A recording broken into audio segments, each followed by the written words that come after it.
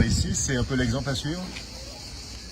Que des professionnels, d'eux-mêmes, fassent en sorte avec les 750 professionnels globalement de l'UMI pour ce département de l'Hérault, de prendre des engagements sur le fait de diminuer leur consommation en eau, ça montre qu'il s'est passé quelque chose.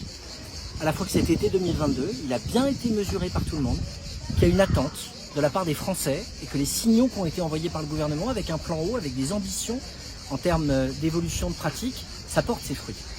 Très concrètement, je suis venu voir 3 choses aujourd'hui. D'abord, je suis venu dans un département qui est frappé par la sécheresse et dans lequel on a des communes aujourd'hui qui manquent d'eau potable. Il y en a une centaine à la minute où on se parle en France qui se retrouvent à devoir être approvisionnées par citerne ou par bouteille en plastique, ce qui est la preuve qu'on doit continuer à accélérer les investissements d'interconnexion et qu'on doit lutter contre le gaspillage. Ensuite, je suis venu voir une ville qui fait 10 000 habitants l'hiver, qui multiplie sa population par 10 et qui se demande comment elle peut baisser sa consommation en eau, qui investit dans des changements d'essence, qui fait en sorte d'organiser la vidange d'une partie de ses plans d'eau pour que l'eau soit récupérée par les pompiers, qui est pionnière dans la réutilisation des eaux usées, et donc qui de façon systématique s'interroge sur comment faire mieux avec moins. Et enfin, je suis venu voir un camping, un jour qui n'est pas comme les autres, un jour où la profession a pris des engagements, parce qu'on sait que l'été, on a des difficultés particulières de tension entre l'agriculture, les besoins avec des habitants qui se concentrent dans les zones qu'ils n'habitent pas, et donc avec des énormes enjeux d'économie, et que dans un camping comme ici, ce soit 6000 mètres cubes d'eau économisés avec des dispositifs, avec des investissements conséquents qui ont été faits, ça montre qu'il y a un changement d'état d'esprit et de pratique. Vous parlez d'économie d'eau, évidemment, mais également de réutilisation, réusage de l'eau. Je pense que à ce niveau-là, la France est en avance. Qu'est-ce qui est prévu? C'est un euphémisme. Notre pays est très en retard. Moins de 1% de nos eaux usées, on les réutilise. C'est 10 fois moins que les Italiens, c'est 20 fois moins que les Espagnols, c'est 100 fois moins que les Israéliens. Alors, on n'est pas dans la même situation, mais on a évidemment des marges de progression pour ne pas gaspiller une eau qu'on fait en sorte de reclarifier.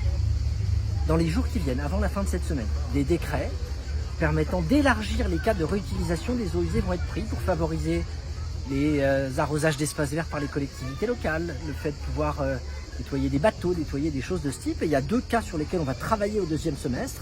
Un qui est la réutilisation des eaux usées dans l'agroalimentaire et un autre qui est le fait d'utiliser les eaux grises à domicile, c'est-à-dire le fait que l'eau, par exemple, d'une douche ou un lave-linge puisse être réutilisé en allant dans le fond des toilettes plutôt que ce soit de l'eau potable qui alimente tout ça. Moi, je veux profiter de votre présence pour dire qu'on est dans une situation un peu bizarre.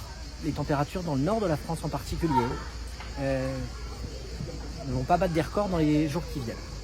Et il y a eu des gouttes de pluie ces derniers jours, parfois même un peu plus que ça. C'est pas pour ça qu'on est dans une situation où tout va bien. Les 2/3 de nos nappes phréatiques sont en dessous des moyennes habituelles.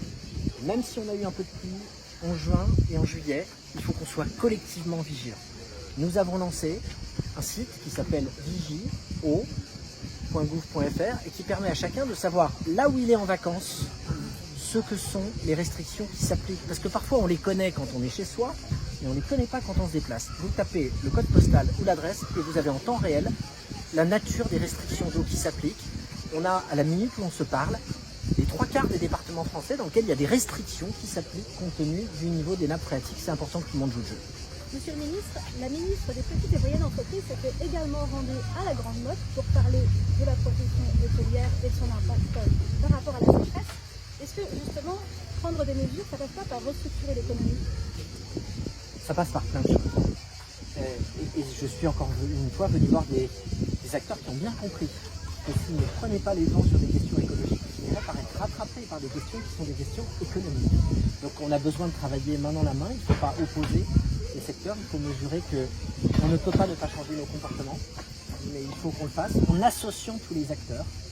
C'est vrai dans le domaine de l'eau, ça l'est dans le domaine des déchets, ça l'est dans le domaine de l'énergie, ça l'est dans le domaine de la baisse de nos émissions de gaz à effet de serre, ça l'est dans tous les domaines.